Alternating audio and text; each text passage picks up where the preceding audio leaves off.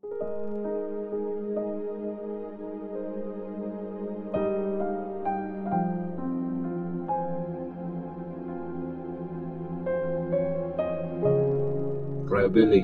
chapter 7. Ang 144,000 na tao sa Israel.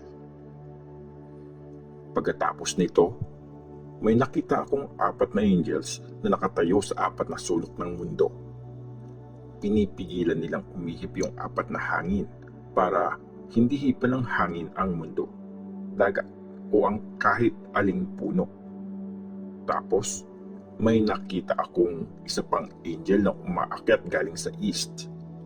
Dala niya yung pantatak ng buhay na Diyos. Tinawag niya ng malakas yung 4 na angels na binigyan ng Diyos ng kapangyarihang sirain ang mundo at ang dagat. Sabi niya, huwag niyo munang sirain ang mundo, ang dagat o ang mga puno hanggang hindi pa namin natatatakan sa noo yung mga nagsaserve sa ating Diyos. Tapos, narinig ko kung ilan yung natatakan sa noo. 144,000 lahat, galing sa 12 na lahi ng Israel. Tig 12,000 mula sa bawat lahi ng Juda, Reuben, Gad, Asher, Naphtali, Manasseh, Simeon, Levi, Isakar, Zebulun, Joseph at Benjamin. Ang napakaraming tao.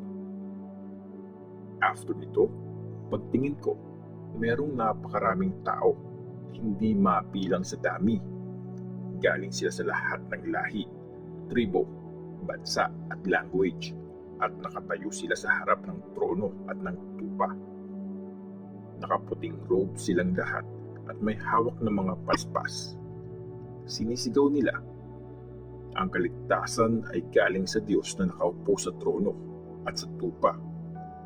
Tumayo ang lahat ng angels sa palibot ng trono, sa palibot ng mga elders at ng 4 na buhay na nilalang.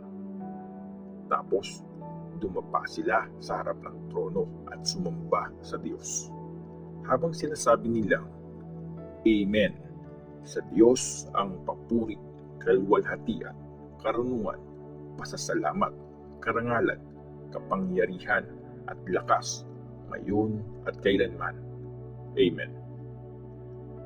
Tinanong ako ng isa sa mga elders, sino yung nakaputing robe? San sila galing?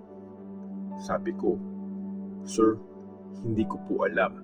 Kayo po ang nakakaalam. Sabi niya sa akin, sila yung mga nakaligtas sa matinding paghihirap. Hinugasan nila ang mga robe nila at pinaputi yun gamit ang dugo ng tupa. Yan ang dahilan kaya nakatayo sila sa harap ng trono ng Diyos at nagsaserve sila sa Kanya araw at gabi sa loob ng temple niya. Sasamahan sila at poprotektahan ng nakaupo sa trono. Hindi na sila magugutom o mauuhaw. Hindi na sila masusunog ng araw o ng kahit ano pang nakakapasong init kasi ang tupa na nasa gitna ng trono ang magiging shepherd nila at dadalhin niya sila sa mga bukal ng tubig na nagbibigay buhay at pupunasan ng Diyos ang bawat luha sa mga mata nila.